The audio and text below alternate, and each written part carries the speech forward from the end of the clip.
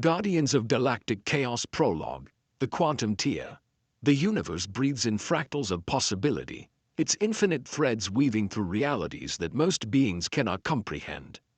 On the edge of the Andromeda spiral, where quantum mechanics dance with cosmic probability, a terror would soon reshape destinies. Arya Nova stood at the precipice of multiple existences, her hybrid DNA a testament to the universe's capacity for unexpected combinations. Half Kree, half something else entirely, she was a living bridge between civilizations that had long since forgotten each other. The quantum artifact pulsed with an energy that defied conventional understanding, a relic from an era when sentient species could reshape reality with a mere thought. Chapter 1. Origins of Chaos. Arya Nova, the Hybrid Enigma. Arya's origin was a story of survival and accident.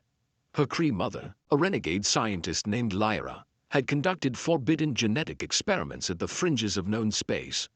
Her father, a being from a dimension that existed between quantum states, was more concept than individual.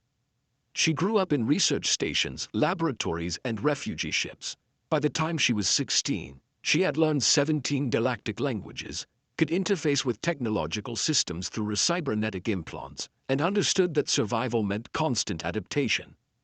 Her midnight blue skin was not just pigmentation but an adaptive membrane that could shift molecular density, a remnant of her father's non-corporeal nature. Energy weapons would sometimes pass through her, while at other times, she could become dense enough to withstand incredible pressures. Rocket. More than just a raccoon, Rocket's history was a tale of scientific brutality. Created in a lab on a forgotten prison world, he was the result of genetic manipulation that transformed a simple Earth mammal into a tactical genius with an arsenal of technological knowledge. His creators had intended to develop the perfect biological weapon. Instead, they created a being with unprecedented intelligence, sarcasm, and an irreverent approach to existence. Rocket's modifications went beyond physical enhancements.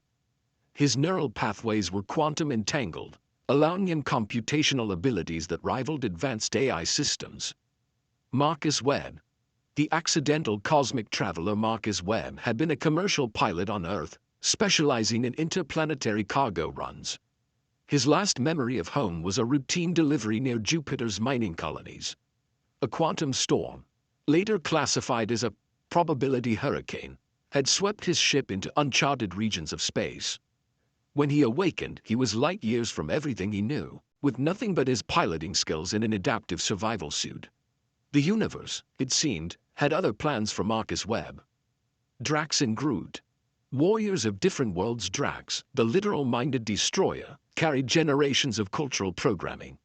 His species valued direct action and absolute commitment to chosen purposes. Every movement was a calculated response, every decision a result of complex genealogical algorithms that defined his people's warrior culture. Groot, simultaneously an individual and a collective, represented a form of sentient plant life that communicated through complex biochemical networks.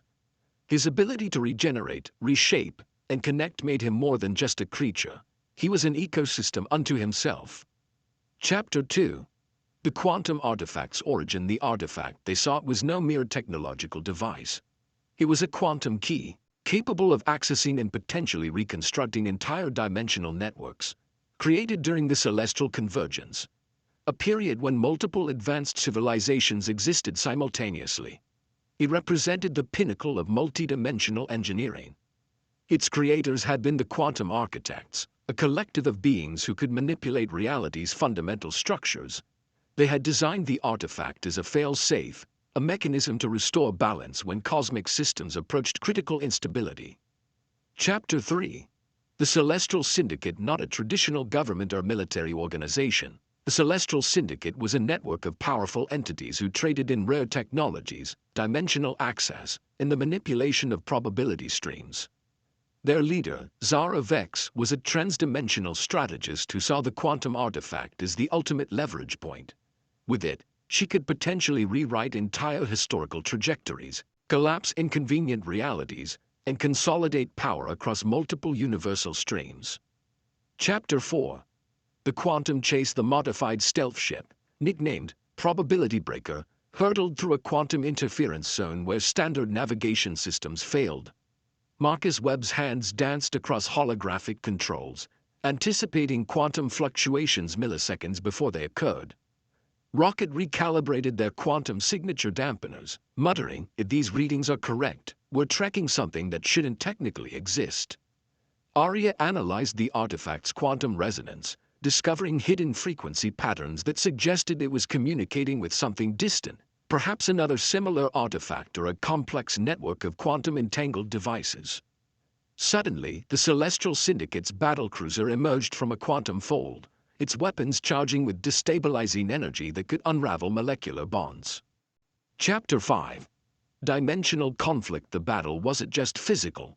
It occurred across multiple probability streams.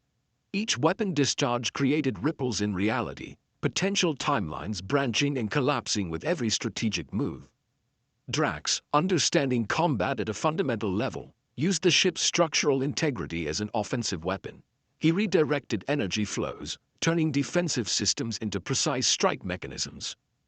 Groot expanded his biomechanical network through the ship's infrastructure, creating living circuit pathways that could regenerate damage instantaneously. Arya discovered the artifact was resonating with her hybrid DNA, revealing fragmented memories of civilizations that had long since vanished from conventional historical records. Chapter 6. The Quantum Network. The artifact wasn't just a device. It was a key to an ancient galactic communication network that predated known civilization. Each quantum signature was a language, each energy pulse a complex message transmitted across dimensional boundaries. Rocket decrypted partial transmissions, revealing a shocking truth. The network was a restoration system designed to heal universes approaching entropic collapse. The Celestial Syndicate wanted to weaponize this system, turning a cosmic healing mechanism into a tool of strategic dominance. Chapter 7. Personal transformations. As the conflict intensified, each team member underwent subtle but profound changes. Marcus's piloting skills evolved, his reflexes now able to predict quantum probabilistic outcomes.